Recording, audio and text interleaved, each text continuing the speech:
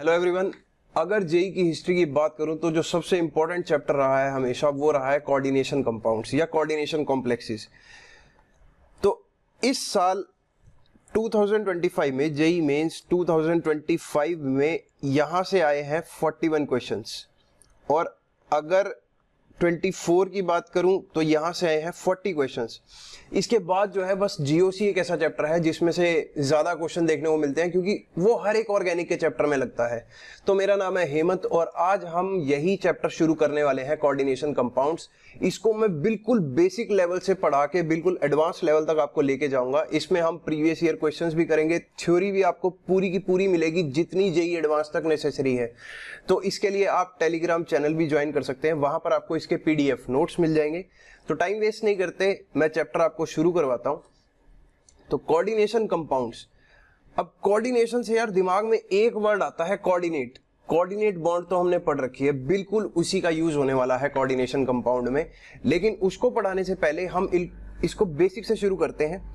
सबसे पहले मैं देखता हूं एडिशन कंपाउंड्स।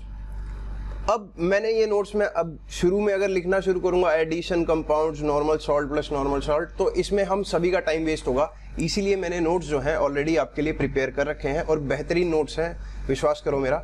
एडिशन कंपाउंड्स की अगर मैं बात करूं तो ये कैसे बनते हैं, एक नॉर्मल सॉल्ट और एक नॉर्मल सॉल्ट को अगर मैं ऐड करूंगा तो एडिशन कंपाउंड बनेगा।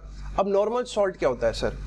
सिंपली आपने एक एसिड बेस रिएक्शन देखी होगी, acid plus base gives salt plus water. तो अगर दो सॉल्ट्स को आप ऐड करोगे तो आपको क्या मिल जाएगा, एडिशन कंपाउंड। जैसे कि आपने KCl और MgCl2 को अगर ऐड किया तो KCl भी एक सॉल्ट है, पोटेशियम क्लोराइड, और MgCl2 क्या है, मैग्नीशियम क्लोराइड। तो यहां से अगर इसके एक्वस सॉल्यूशन को आपने मिलाया और इस सॉल्यूशन को इवेपोरेट कर दिया, मतलब इसका पानी उड़ा दिया, तो आपको क्या मिलेगा, कार्नालाइट। ये क्या है मेरे पास, कार्नालाइट, जिसको मैंने हाईलाइट किया है। तो इसका फॉर्मूला क्या है, KCl.MgCl2.6H2। 6H2 आपको पता है वाटर ऑफ क्रिस्टलाइजेशन है, ये हम 10th क्लास से पढ़ते आ रहे हैं। तो सर आप एडिशन कंपाउंड क्यों पढ़ा रहे हो, हमारा तो चैप्टर कोऑर्डिनेशन कंपाउंड का है। तो देखो अब ये एडिशन कंपाउंड्स जो है दो सॉल्ट को मिलाने पर ये दो टाइप्स में टूट सकते हैं। मतलब इसके दो टाइप्स हैं, कौन कौन से, एक तो है डबल सॉल्ट और दूसरे जो है कोऑर्डिनेशन कंपाउंड्स या कोऑर्डिनेशन कॉम्प्लेक्स, जो मेरा मेन फोकस का टॉपिक है। और आपके क्लास 12th में भी आप देखना CBSE में इससे जितने क्वेश्चन आएंगे इतने क्वेश्चन तो शायद ही किसी चैप्टर से मिलेंगे आपको। तो सबसे पहले देखते हैं डबल सॉल्ट क्या होता है। आपने नॉर्मली ऐसे सॉल्ट्स देखे होंगे जिसको पानी में घोलता हूं तो सारे के सारे आयंस रिलीज हो जाते हैं। जैसे अगर आप NaCl को पानी में घोलते हो तो Na पॉजिटिव मिलता है और Cl नेगेटिव मिलता है। अगर MgCl2 को करोगे तो Mg2 पॉजिटिव मिलेगा और 2Cl नेगेटिव आयंस या क्लोराइड आयंस मिल जाएंगे। तो डबल सॉल्ट यही है। तो यहां पर देखो इसकी definition, compounds which retains their identity in solid state, मतलब सॉलिड स्टेट में तो अपनी आइडेंटिटी रिटेन रखते हैं, सॉलिड है तो सॉलिड ही रहेगा NaCl, but lose their identity in aqueous solution. अब लूज कैसे करते हैं, देखो ये अपने कॉन्स्टिट्यूएंट आयंस में जो है टूट जाएंगे। तो double salts dissociate into their constituent ions, या मैं बोलूं सारे के सारे all ions in aqueous solution. तो अगर सारे के सारे आयंस मुझे एक्वस सॉल्यूशन में मिल गए, कटायन भी मिले अनायन भी मिले, तो इसका मतलब अगर मैं सॉल्ट एनालिसिस करने लगूंगा तो मुझे हर कटायन का पॉजिटिव टेस्ट मिलेगा जो भी उसमें प्रेजेंट है, और हर अनायन का भी पॉजिटिव टेस्ट मिलेगा। तो वही मैंने लिखा है, so they give positive test of each ion in their aqueous solution. Sir थोड़ा एग्जांपल देके बताओ। देखो अगर मैंने लिया FeSO4.NH4 इसको क्या बोलते हैं, फेरस अमोनियम सल्फेट, या इसी का नाम है मोहर सॉल्ट। तो मोहर सॉल्ट भाई बहुत इंपॉर्टेंट सॉल्ट है, आपको पता होना चाहिए केमिस्ट्री में। अगर मैंने इसको पानी में मिलाया तो आप देखो यहाँ पे आपको क्या क्या मिल सकता है। FeSO4 टूटता है तो क्या मिलता है, Fe2 पॉजिटिव, SO4 2 नेगेटिव, ठीक है सर। अब NH4 जब टूटेगा तो क्या मिलेगा, 2 मोल मिलेंगे NH4 पॉजिटिव के। ये वही तरीका है जो क्रॉस मल्टीप्लाई करके तुम सॉल्ट को तोड़ने का सीखते हो क्लास 10th में और 11th में। तो 2 NH4 पॉजिटिव मिलेंगे और SO4 2 नेगेटिव मिलेंगे। मतलब जैसे ही तुमने पानी में मिलाया सारे के सारे आयंस टूट चुके हैं। Fe2 प्लस अलग है, SO4 2 नेगेटिव अलग है, NH4 पॉजिटिव अलग है, SO4 2 नेगेटिव अलग है। अब सिमिलरली अगर कोई और एग्जांपल देखूं तो ये वाला देखो, एलम, तो K2SO4.Al2SO4 thrice.24H2O, क्या यही एलम का फॉर्मूला है? बहुत सारे एलम के तरीके होते हैं, बहुत सारे एलम के फॉर्मूलाज होते हैं। खैर मैंने एक एलम लिया और मैंने उसको आपको शो कर दिया। इसको अगर तुम पानी में मिलाओगे, एलम होता क्या है, फिटकरी, जो मतलब शेव करने के बाद जो नाई लोग मतलब लगाते हैं, हेयर ड्रेसर बोलते हो आप। तो यहाँ पर क्या है, ये भी पूरे के पूरे आयंस में टूटेगा। इसके कौन कौन से आयंस होंगे देखते हैं। एक तो K पॉजिटिव, तो मैंने यहाँ पे लिख दिया K पॉजिटिव। फिर SO4 2 नेगेटिव होगा, तो ये भी लिख दिया। एल्यूमिनियम 3 पॉजिटिव होगा, क्रॉस मल्टीप्लाई करके देखना आ जाएगा आराम से। तो एल्यूमिनियम 3 पॉजिटिव भी है। SO4 2 नेगेटिव होगा, तो SO4 2 नेगेटिव भी है।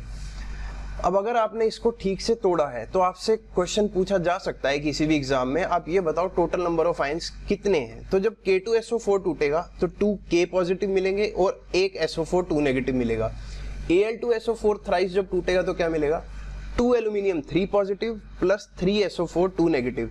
तो अगर जोड़ के देखोगे 2 और 1 3, 3 और 2 5, 5 और 3 8, तो टोटल 8 आयंस मुझे मिलेंगे यहाँ पे। और अगर आपसे कोई ये पूछ ले कि टाइप ऑफ आयंस बताओ, तो एक K पॉजिटिव है, SO4 2 नेगेटिव है, एल्यूमिनियम 3 पॉजिटिव है, और फिर से SO4 है तो उसको दोबारा से नहीं गिनेंगे। तो टोटल कितने टाइप के आयंस हो गए मेरे पास, 3। एक ये वाला, कलर चेंज करूं तो एक ये और एक ये, तो 3 टाइप्स हैं। और टोटल नंबर ऑफ आयंस कितने हैं, 8। तो क्या ये मैटर करेगा टोटल नंबर? बिल्कुल। अगर इलेक्ट्रिकल कंडक्टिविटी पे क्वेश्चन आया तो आपको आयंस तोड़ने आने चाहिए, और इलेक्ट्रिकल कंडक्टिविटी का क्वेश्चन जेईई मेंस में पूछा जा चुका है और आगे भी पूछ सकता है। देखते हैं, अभी मैं यहाँ पे दिखाऊंगा आपको। मैंने आपके लिए यहाँ पर कुछ क्वेश्चंस लिखे भी हैं, जब मैं इसको इसी लेक्चर में खत्म करूंगा। जैसे ये क्वेश्चन है और ये है इलेक्ट्रिकल कंडक्टिविटी का क्वेश्चन। यहाँ पर आपको आयंस तोड़ने पड़ेंगे, इसके बाद कुछ PYQ भी करेंगे, ठीक है। अब हमने पढ़ लिया एडिशन कंपाउंड में पहले टाइप के कंपाउंड जो कि है डबल सॉल्ट। इस चैप्टर में डबल सॉल्ट से कुछ भी नहीं आने वाला। तो जो मेन फोकस का टॉपिक है अब ये आ गया है मेरे पास, कोऑर्डिनेशन कंपाउंड्स। तो इसकी एक बार डेफिनेशन देखो, ये क्या कहते हैं, ये वो एडिशन कंपाउंड्स हैं, एडिशन कंपाउंड्स जो कि सॉलिड स्टेट में तो अपनी आइडेंटिटी रिटेन रखते ही हैं, सॉलिड में तो सॉलिड रहेगा ही, एक्वस स्टेट में भी अपनी आइडेंटिटी रिटेन करेंगे। मतलब क्या, घुलेगा नहीं, घुल जाएगा, लेकिन अपने कॉन्स्टिट्यूएंट आयंस में पूरा का पूरा नहीं टूटेगा। मतलब कुछ आयंस जो हैं वो टूट भी सकते हैं और कुछ आयंस जो हैं अपनी आइडेंटिटी रिटेन रखेंगे, वो नहीं टूटेंगे। तो इसको देखते हैं मैं क्या बात कर रहा हूं। जैसे अगर मैं बात करूं FeCN2 प्लस 4KCN, अगर इसका कॉम्प्लेक्स बनेगा तो ध्यान से देखो कैसे बनेगा। पहले CN ट्वाइस थे, मतलब 2 CN थे, अब 4KCN डाला तो कितने CN हो गए, 4 और 2 6। तो यहां पर एक कॉम्प्लेक्स पार्ट बनेगा FeCN6 4, और क्योंकि 4KCN थे तो 4K पॉजिटिव भी होंगे, तो यहां से एक कॉम्प्लेक्स बनता है K4 FeCN6। तो सर अभी तो हमने ये सीखा ही नहीं है बनाना, तो भाई टेंशन मत लो, अभी धीरे धीरे आप सीखोगे कि कौन सा कॉम्प्लेक्स कैसे बनता है। तो यहाँ पर इसका नाम क्या है, पोटाशियम फेरोसाइनाइड। ये है मेरे पास पोटाशियम फेरोसाइनाइड। एक पोटाशियम फेरीसाइनाइड भी होता है, उसको भी आगे पढ़ेंगे। सबसे बड़ी बात क्या है, तुम्हें तोड़ना आना चाहिए। कॉम्प्लेक्स तो यार वो खुद देगा तुम्हें। तो इसको अगर मैं तोड़ूं तो कैसे टूटेगा, ध्यान से देखो। यहाँ पे K पॉजिटिव था, कितने आएंगे, 4K पॉजिटिव टूटेंगे क्योंकि K4 था, प्लस जो कॉम्प्लेक्स पार्ट है वो कैसा है, FeCN6। अब क्रॉस मल्टीप्लाई करोगे तो 4 ऊपर चला जाएगा, तो यहाँ पे क्या आएगा, 4 नेगेटिव। तो मैंने नीचे भी ऐसे ही तोड़ के दिखाया आपको, 4K पॉजिटिव और FeCN6 4 नेगेटिव।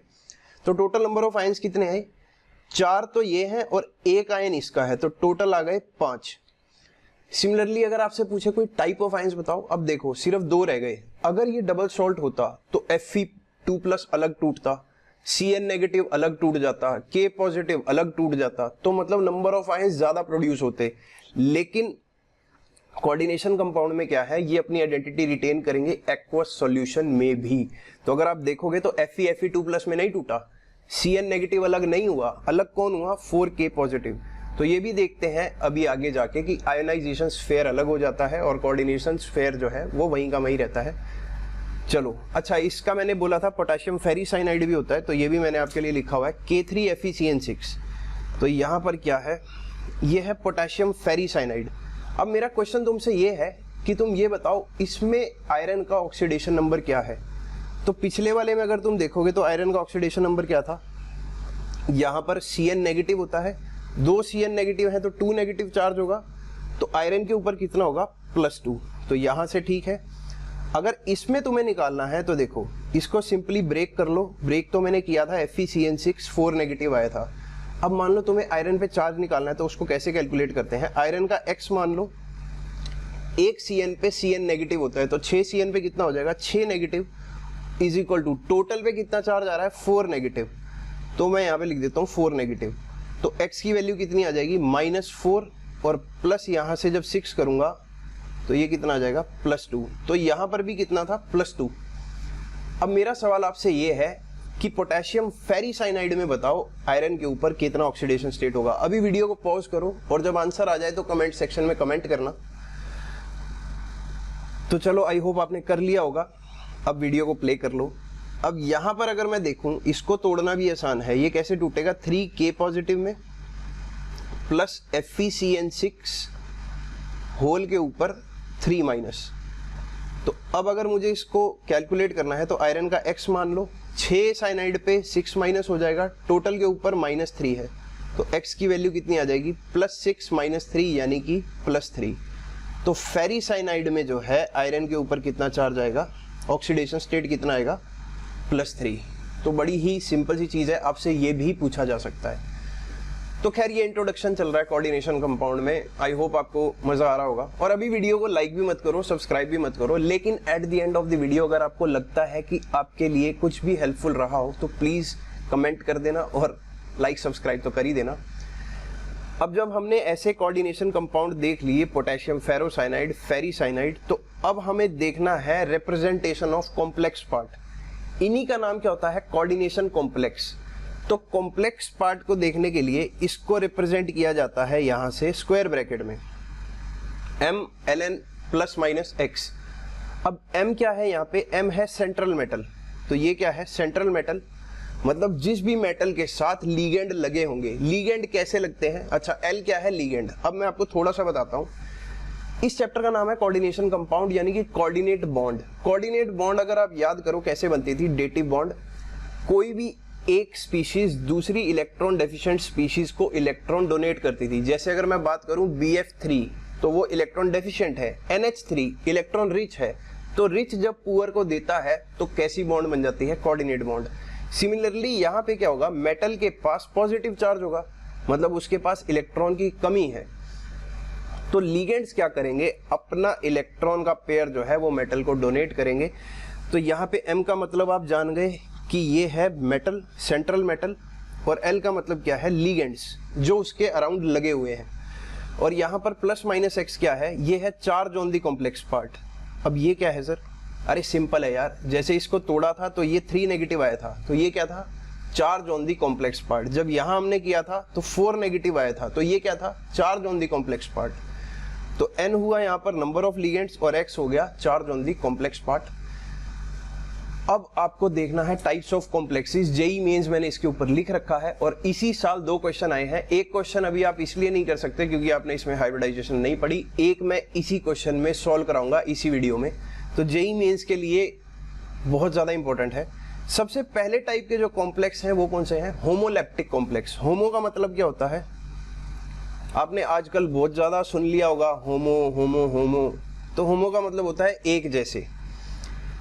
तो होमोलैप्टिक कॉम्प्लेक्स में क्या होगा, जो लीगेंड्स आपके पास लगे होंगे मेटल के साथ वो सारे के सारे एक ही टाइप के लीगेंड होने चाहिए। तो यहाँ पे मैंने लिखा है सच कॉम्प्लेक्सेस हैव आइडेंटिकल लीगेंड्स। कैसे, जैसे अगर आप ये वाला एग्जांपल देखो CONH3 6 और बाहर है Cl3, तो सबसे पहले तो कॉम्प्लेक्स पार्ट देखना सीखो, जो स्क्वायर ब्रैकेट में है उसकी तरफ फोकस रखो।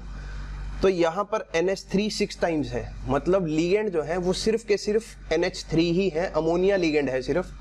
तो अब सारे अमोनिया क्योंकि सेम है तो कॉम्प्लेक्स कैसा होगा, होमोलैप्टिक कॉम्प्लेक्स। अब फिर कॉम्प्लेक्स पार्ट को देखो अगले एग्जांपल में FeCN6, तो सारे के सारे साइनाइड लिगेंड्स हैं, तो ये भी कैसा है होमोलैप्टिक। अगला जो है यार ये समझना आसान होगा, अगर आपको कुछ भी चीज समझ में नहीं आती तो आप कमेंट सेक्शन में जरूर बताना, उसको डिस्कस करेंगे टेलीग्राम पे। अब यहाँ पे क्या है, अगला जो हमें पढ़ना है दैट इज हेट्रोलैप्टिक कॉम्प्लेक्स। हेट्रोलैप्टिक कॉम्प्लेक्स में क्या होगा, होमो का मतलब एक जैसे, हेट्रो का मतलब अलग अलग।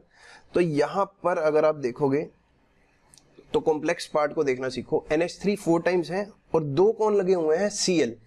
तो इसका मतलब अमोनिया अलग लिगेंड है और क्लोराइड जो है वो अलग लिगेंड है। और तुम अब सोच भी सकते हो, देखो मेटल पे जब पॉजिटिव चार्ज आया होगा तो अमोनिया के पास इलेक्ट्रॉन होते हैं, नाइट्रोजन के पास लोन पेयर होता है, Cl नेगेटिव के पास भी नेगेटिव चार्ज होता है तो वो भी दे सकता है। तो बेसिकली ये लिगेंड का काम कर रहे हैं। अगले एग्जाम्पल में देखूं तो यहाँ पर अमोनिया लिगेंड है 2 बार, H2O भी कितनी बार है, 2 बार, और दोनों अलग अलग हैं। अमोनिया और पानी का मॉलिक्यूल अलग अलग है, तो ये कैसा कॉम्प्लेक्स है, हेट्रोलेप्टिक कॉम्प्लेक्स। अब हम पढ़ते हैं, अभी मैंने देखा types of complexes on the basis of ligand, ligand के बेसिस पर कैसे है कॉम्प्लेक्स। अब हम देखते हैं कॉम्प्लेक्स पार्ट के बेसिस पे, types of complex on the basis of complex part. तो अगर हम मैं पहला देखूं तो K4FeCN6, ये क्या है, पोटेशियम फेरोसाइनाइड। इसको अगर तोड़ूंगा तो 4K पॉजिटिव, FeCN6 4 नेगेटिव। अभी थोड़ी देर पहले ऊपर देखा था।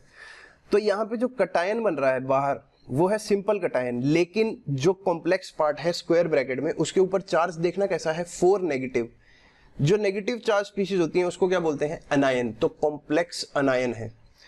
अगला अगर आप एग्जांपल देखो CuNH3 4 SO4, तो जब इसको तोड़ोगे तो कैसे टूटेगा, CuNH3 4 स्क्वायर ब्रैकेट, होल के ऊपर 2 पॉजिटिव एंड SO4 के ऊपर 2 नेगेटिव। इसका मतलब अब कॉम्प्लेक्स जो है वो मेरा पॉजिटिवली चार्ज आया, यानी कि कॉम्प्लेक्स अब की बार कटायनिक हो गया है और सिंपल क्या रह गया बाहर, अनायन। तो उल्टा हो गया, पिछली बार कॉम्प्लेक्स अनायन था, अब की बार कॉम्प्लेक्स कटायन हो गया। दूसरा जो है, अगर मैं तीसरा एग्जांपल देखूं PTNH3 4 PTCl4, तो यहां पर अगर आप इसको तोड़ोगे तो 2 पॉजिटिव और 2 नेगेटिव चार्ज आएगा। वो देखेंगे अभी फ्यूचर में, फ्यूचर वीडियोज में कि कैसे आता है। तो यहां पर दोनों ही कॉम्प्लेक्स पार्ट हैं और एक कॉम्प्लेक्स कटायनिक है, दूसरा कॉम्प्लेक्स अनायनिक है। और फोर्थ टाइप के जो होंगे that will be neutral complex. जो मतलब अगर आप कॉम्प्लेक्स पार्ट देखोगे स्क्वायर ब्रैकेट में तो कोई भी चार्ज नहीं आएगा, NiCO4 के ऊपर कोई भी चार्ज नहीं है। तो ये कैसे कॉम्प्लेक्सेस हैं, न्यूट्रल कॉम्प्लेक्स। तो आई होप अभी आपको ये चीजें समझ में आ गई होंगी। अब इसके बाद जब आपने कोऑर्डिनेशन कॉम्प्लेक्सेस शुरू कर ही दिया है तो कुछ टर्मिनोलॉजी है जो आपको समझ में आनी चाहिए, कुछ इंपॉर्टेंट पॉइंट्स हैं जो आपको क्लियर होने चाहिए। जैसे अगर मैं पहली बात करूं तो that is coordination sphere. Coordination sphere क्या होता है, देखो कोऑर्डिनेशन कॉम्प्लेक्स होगा, जो भी चीजें स्क्वायर ब्रैकेट के अंदर होंगी वो पार्ट होंगी कोऑर्डिनेशन स्फीयर का, और जो भी चीजें कोऑर्डिनेशन स्फीयर के बाहर होंगी या मैं बोलूं स्क्वायर ब्रैकेट के बाहर होंगी वो पार्ट होंगी आयनाइजेशन स्फीयर का। तो देखते हैं, part of the complex in which central atom plus ligands are present. तो सेंट्रल एटम और लिगेंड थे किसमें, स्क्वायर ब्रैकेट में ही थे ना। तो यहां पर मैंने क्या लिखा हुआ है, part of the complex with square bracket. तो जिसमें भी मेटल और लिगेंड होंगे वो कौन सा स्फीयर होगा, कोऑर्डिनेशन स्फीयर। दूसरा जो बाहर टूट जाता था, अगर तुम पानी में मिलाओगे, देखो अगर मैंने K4FeCN6 को पानी में मिलाया तो 4K पॉजिटिव बन गया और पूरा का पूरा स्क्वायर ब्रैकेट अलग हो गया। तो मतलब K पॉजिटिव जो है वो टूट चुके हैं, आयोनाइज कर चुके हैं।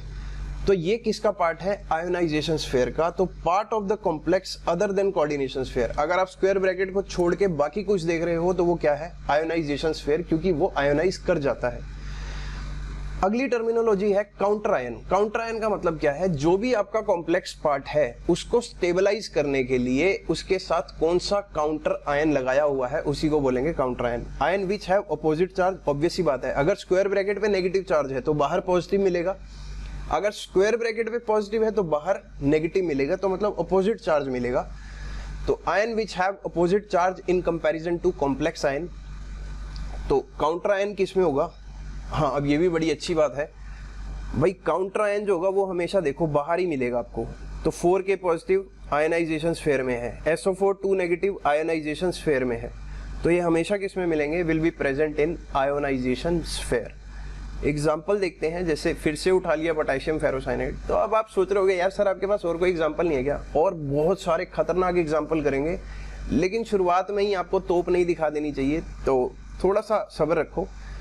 K4FeCN6 टूट गया 4K पॉजिटिव में और यही पूरा कॉम्प्लेक्स पार्ट, तो ये मेरा क्या हो गया, कोऑर्डिनेशन स्फीयर, और जो टूट गया बाहर वो कैसा है, आयनाइजेशन स्फीयर। सिमिलरली जो स्क्वायर ब्रैकेट में है कोऑर्डिनेशन स्फीयर, जो बाहर टूट गया ये कैसा है, आयनाइजेशन स्फीयर।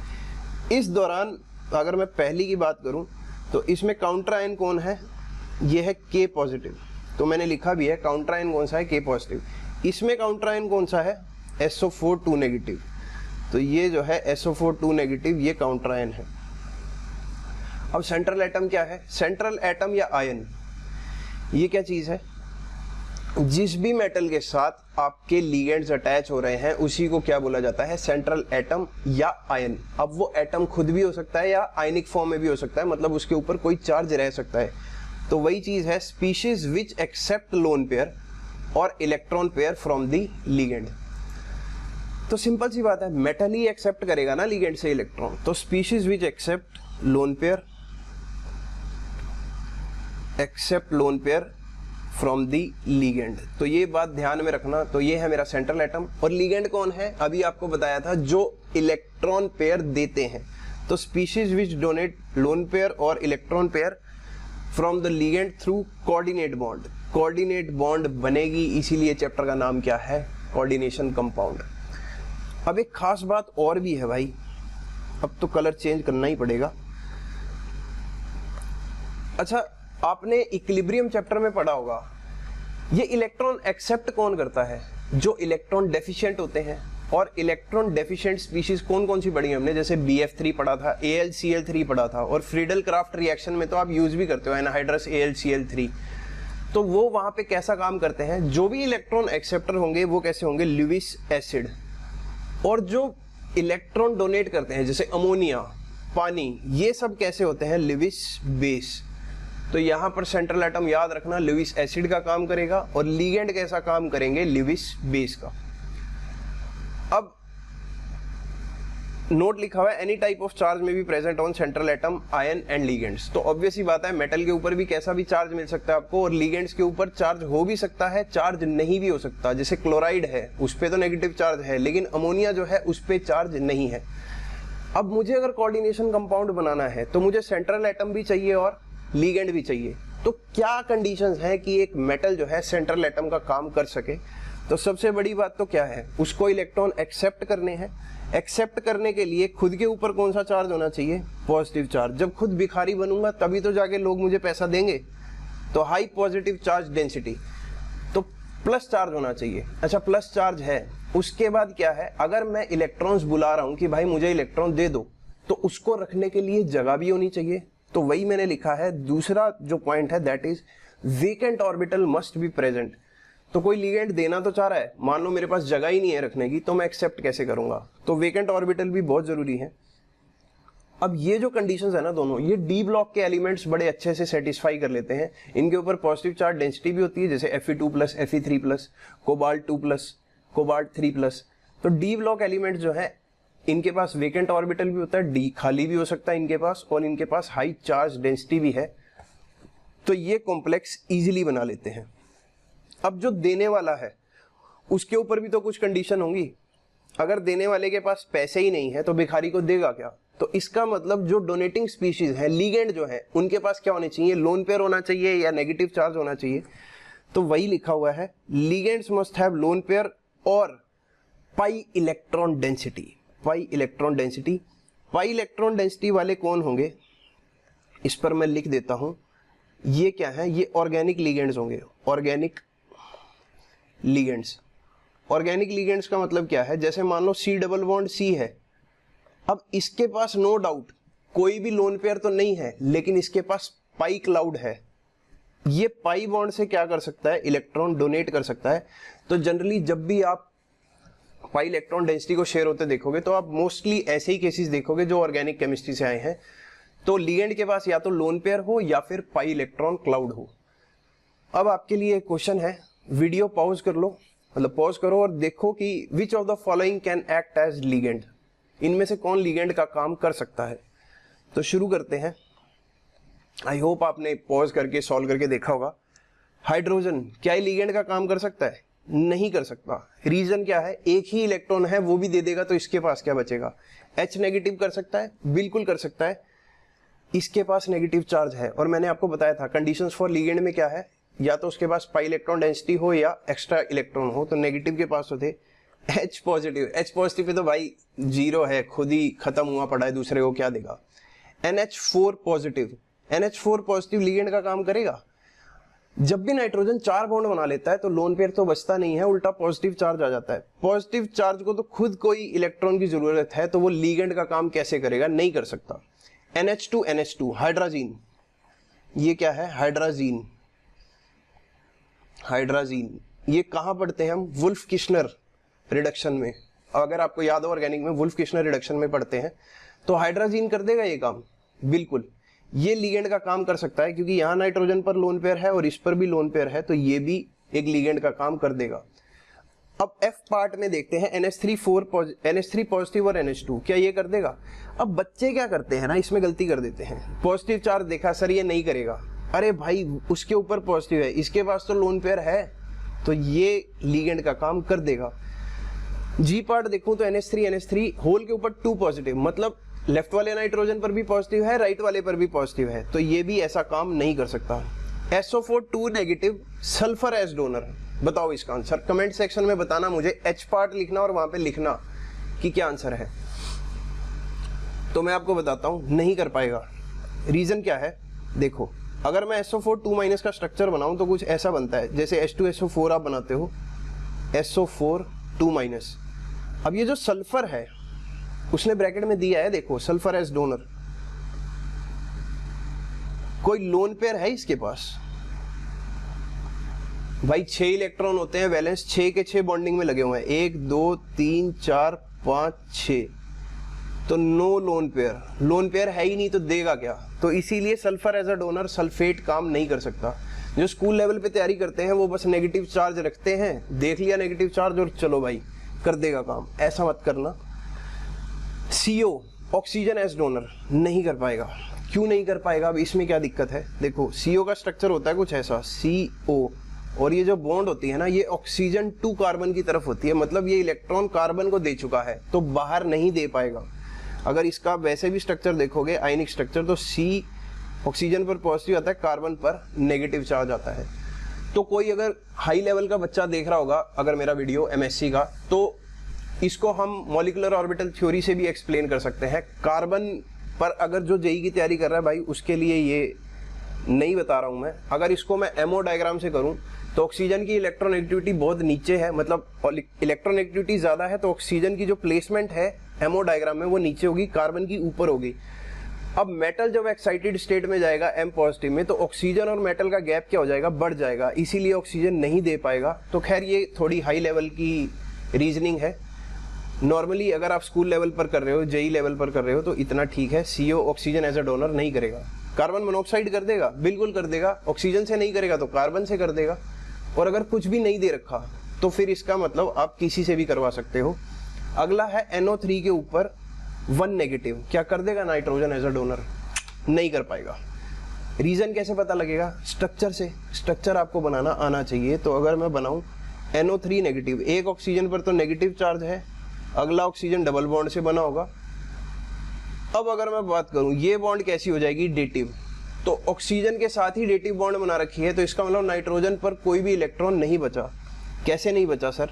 देखो भाई, एक इलेक्ट्रॉन यहाँ यूज कर रखा है, एक इलेक्ट्रॉन यहाँ यूज कर रखा है, एक इलेक्ट्रॉन यहाँ यूज कर रखा है, और यहाँ पर देखोगे 2 इलेक्ट्रॉन यूज कर रखे हैं, और डेटिव बॉन्ड है तो दोनों नाइट्रोजन के यूज हुए होंगे, तो 5 ही बैलेंस हैं, पांचों के पांचों यूज हो रखे हैं, तो देगा कैसे मेटल को? तो लिगेंड का काम नहीं कर सकता। अगला है H2O3 के ऊपर 2-, ये मैं दोबारा लिख देता हूं, शायद थोड़ा सा मिट गया है। H2O3 के ऊपर 2-, तो ये कर देगा काम। तो इसको देखते हैं, कलर चेंज करता हूं थोड़ा सा। अगर आप इसको देखोगे तो ये कुछ ऐसा दिखेगा, S double bond S, H2O3 2-, double bond O और ऑक्सीजन, और 2- मतलब जो ऑक्सीजन जिन्होंने नेगेटिव चार्ज रखा है वो सिंगल बॉन्ड बनाएंगे।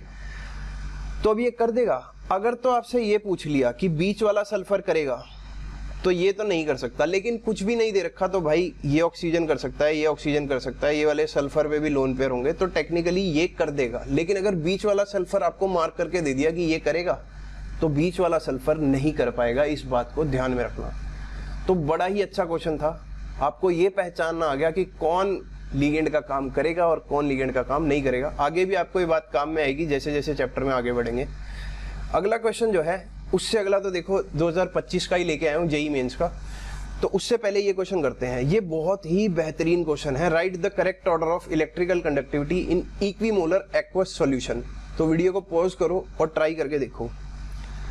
तो अगर मैं ए पार्ट की बात करूं, एक्वस सॉल्यूशन बनाऊंगा तो 3K पॉजिटिव में टूटेगा प्लस FeCN6 के ऊपर, FeCN6 के ऊपर 3 नेगेटिव हो जाएगा। तो मैं अब जो है ना ब्रैकेट वाली चीज सिर्फ ब्रैकेट लिख के उसके ऊपर चार्ज लिखूंगा, क्योंकि बीच वाले से मेरे को कोई मतलब नहीं है। तो यहाँ पे टोटल आयंस कितने हो गए, मैं n इज इक्वल टू लिख देता हूँ, 3 इसके और 1 इसके, तो टोटल हो गए 4। अगला अगर मैं देखूं बी, भाई इलेक्ट्रिकल कंडक्टिविटी बताओगे कैसे? ऐसे ही बताओगे ना, अगर कटायन और अनायन ज्यादा होंगे तो मूव ज्यादा करेंगे, मूव ज्यादा करेंगे तो इलेक्ट्रिकल कंडक्टिविटी ज्यादा होगी। बी पार्ट में देखता हूँ, Fe3 तो 3Fe प्लस, 3Fe के ऊपर कितना आएगा 2 प्लस। ये 2 प्लस क्यों आएगा, क्योंकि यहां पर अगर आप देखोगे FeCN6 ट्वाइस है, तो वो क्रॉस मल्टीप्लाई करोगे तो ऊपर चला जाएगा प्लस 2 टाइम्स ब्रैकेट के अंदर जो भी है उसके ऊपर 3 माइनस, क्रॉस मल्टीप्लाई सिंपल है। तो टोटल नंबर ऑफ आयंस कितने हो गए, n is equal to 5। C part अगर मैं देखूं तो सी पार्ट में K2PtCl6, अच्छा तो 2K पॉजिटिव में टूटेगा प्लस ब्रैकेट में PtCl6 होल के ऊपर कितना आ जाएगा 2 माइनस, सिंपली क्रॉस मल्टीप्लाई किया है तो n इज इक्वल टू कितना आएगा, इसमें आ जाएंगे n is equal to 3। D part में अगर मैं देखूं तो होल ब्रैकेट में जो है इसके पास पॉजिटिव चार्ज आएगा और Cl के ऊपर कैसा चार्ज आएगा, नेगेटिव चार्ज, तो n इज इक्वल टू कितना आ जाएगा 2। ई पार्ट में देखूं तो होल जो ब्रैकेट में है इसके ऊपर, क्योंकि बाहर SO4 2 माइनस है तो इसके ऊपर कैसा आएगा 2 प्लस, और बाहर क्या आएगा SO4 के ऊपर 2 माइनस। तो इसमें भी n इज इक्वल टू कितने होंगे, इसमें भी 2 ही हो जाएंगे, एक जो ब्रैकेट में है और एक SO4 2 माइनस। अब भाई चक्कर तो पड़ गया। चक्कर कैसे पड़ गया, सॉल्यूशन तो मेरा निकल चुका है ऑलरेडी। तो बी जो है सबसे ज्यादा आयन प्रोड्यूस कर रहा है तो इलेक्ट्रिकल कंडक्टिविटी सबसे ज्यादा होगी, तो मेरा आंसर क्या हुआ, बी ग्रेटर देन। उसके बाद आयंस किस में है, ए में, ए में 4 आयन है तो बी ए। इसके बाद जो आयंस हैं वो किस में है, सी में है, 3 है, बी ए सी। इसके बाद अगर मैं बात करूं डी और ई में, अब यार इसमें आयंस कैसे हैं, सेम सेम है, 2 आयन उसमें है 2 आयन इसमें है। अगर आप कभी भी ऐसी सिचुएशन में फंस जाओ तो जब आयन देख लो तो उसके बाद देखना है चार्ज। तो मैं यहां लिख देता हूं if ions equal then see charge. तो ये नोट लगा लो इस क्वेश्चन के लिए, बहुत ही अच्छा क्वेश्चन है। अब अगर आप देखोगे तो 2 n है इसमें, लेकिन इसमें 1 पॉजिटिव का चार्ज है, इसमें 2 पॉजिटिव का चार्ज है। वो ऑब्वियस सी बात है 2 पॉजिटिव ज्यादा कंडक्ट करेगा as compared to 1 positive and 1 negative. तो इसके बाद जो मेरा आंसर आ जाएगा वो जाएगा ई, और लास्ट में कौन आ जाएगा, डी। तो यही है मेरा सोल्यूशन BACED। आई होप अच्छा क्वेश्चन है, आपको समझ में आया होगा। अब क्वेश्चन है जेईई मेंस 2025-29 जनवरी शिफ्ट 2 का। इसमें आपसे पूछा है identify the homoleptic complex with odd number of D electrons in the central metal. तो पहले तो होमोलेप्टिक ये तो हो नहीं सकता, क्योंकि इसमें एक तो CN5 भी है और NO भी लगा हुआ है, तो होमोलेप्टिक नहीं है, हेटेरोलेप्टिक है। E भी नहीं हो सकता क्योंकि इसमें पानी अलग है और फ्लोराइड अलग है। अब ये वाले बच गए। अब साथ में क्या देखना है, odd number of D electron. तो डी इलेक्ट्रॉन देखने के लिए इसको तोड़ो, पहले को अगर तोड़ूंगा, या अगर मैं बात करूं आयरन के ऊपर ऑक्सीडेशन स्टेट निकालूं तो X, एक ऑक्सीजन पे 2 नेगेटिव होता है तो 4 पे 8 माइनस, टोटल के ऊपर -2 है, तो X की वैल्यू कितनी आ गई, +6। आयरन का एटॉमिक नंबर होता है कितना, 26। तो यहाँ पे Fe के ऊपर +6 अगर मैं लेके आऊं तो कैसे आएगा, पहले तो आयरन की कॉन्फ़िगरेशन लिख लो, आर्गन 4s2 3d6। तो अगर मैं यहां से देखूं इलेक्ट्रॉन निकालना शुरू करूं, 4s2 20 और 6 26, ठीक है। अगर मेरे को 6 इलेक्ट्रॉन निकालने हैं तो बचेगा कितना, 2 0 हो जाएंगे, S में से 2 निकलेंगे, D में से 4 निकल जाएंगे, तो बचेगा कितना 3d2, 4 2 6, हाँ बिल्कुल D2 बच जाएगा। तो D2 जो है, अब ये ऑड है क्या, odd number of D electron नहीं, 2 तो जो है ये है इवन नंबर। तो खैर ये तो आपको ही पता था। FeCN6 3 माइनस देखते हैं, इसमें Fe के ऊपर आएगा +3। अब Fe के ऊपर अगर +3 में देखूं तो 3 इलेक्ट्रॉन निकालो, तो S में से 2 निकलेंगे, D में से 1 निकलेगा, तो ये कितने बचेंगे 3d5। ये ऑड नंबर है मेरा, ये तो आंसर हो जाएगा। COCl4 के ऊपर 2 नेगेटिव, तो x - 4 is equal to whole के ऊपर -2, तो x की वैल्यू आई +2, यानी कि CO+2 मेरे को देखना है। CO+2 देखने से पहले क्या है, आप ये देख लो कि कोबाल्ट की कॉन्फ़िगरेशन क्या होती है। अगर जिस बच्चे को रिवाइज नहीं है तो मैं वही करवा रहा हूँ। आर्गन 4s2, कोबाल्ट का एटॉमिक नंबर है 27, तो 4s2 हो गया। 3d कितना हो जाएगा 20 और 7 27। अब अगर +2 निकालना है तो मतलब 2 निकाल दो, तो S में से 2 इलेक्ट्रॉन निकलेंगे, बचेगा क्या 3d7। ये भी एक ऑड नंबर है, मतलब ये भी मेरा आंसर है। तो A भी नहीं है और B और E तो बिल्कुल नहीं थे, तो आंसर क्या हो गया B एंड D ओनली। तो अगर आप इसको चेक करोगे तो करेक्ट ऑप्शन भी क्या है B एंड D। तो आज हमने देखी है बेसिक इंट्रोडक्शन। हालांकि बेसिक इंट्रोडक्शन इतनी ज़्यादा इंपॉर्टेंट है, आपको पता लगेगा कि कौन लिगेंड का काम कर सकता है और कौन नहीं कर सकता। दूसरा हमने देखा कि ऑक्सीडेशन स्टेट मेटल पर कैसे निकालते हैं, कोऑर्डिनेशन स्फीयर क्या होता है, लिगेंड क्या होते हैं, कोऑर्डिनेशन स्फीयर में जो सेंट्रल मेटल है उसके लिए क्या कंडीशंस हैं, लिगेंड के लिए क्या कंडीशंस हैं। उसके बाद हमने देखा इलेक्ट्रिकल कंडक्टिविटी कैसे जज करते हैं। उसके बाद हमने देखा आयनाइजेशन स्फीयर, ये सब क्या होता है। तोड़ के देखा हमने होमोलेप्टिक और हेटेरोलेप्टिक कॉम्प्लेक्स देखा, जो कि देखने में सिंपल है लेकिन अभी इसी साल जेईई मेंस में क्वेश्चन आया है। रिप्रेजेंटेशन देखी। तो आज हमने डबल सॉल्ट भी पढ़ लिए और कोऑर्डिनेशन कॉम्प्लेक्स का इंट्रोडक्शन अच्छे से कर लिया। नेक्स्ट जब मैं वीडियो स्टार्ट करूंगा तो मैं आपको पढ़ाऊंगा डेंटिसिटी ऑफ लिगेंड, मतलब एक लिगेंड कितने इलेक्ट्रॉन पेयर दे सकता है। अगर आपको ये वीडियो अच्छी लगी हो तो प्लीज़ चैनल को लाइक सब्सक्राइब करें और अपने दोस्तों के साथ शेयर करें। और सबसे ज़रूरी जो मुझे अच्छा लगता है वो होता है कमेंट। इससे मुझे मोटिवेशन सच में मिलती है कि मैं अगले वीडियो भी बनाऊं। अगर कोई भी कमेंट नहीं करता तो यार मैं सोचता हूँ मैं क्यों इतना टाइम रात को ख़राब कर रहा हूँ, पहले इंस्टीट्यूट जाके क्लासेस लूँ फिर वीडियो बनाऊँ। तो please like and subscribe the channel and comment. मिलते हैं आपसे नेक्स्ट वीडियो में।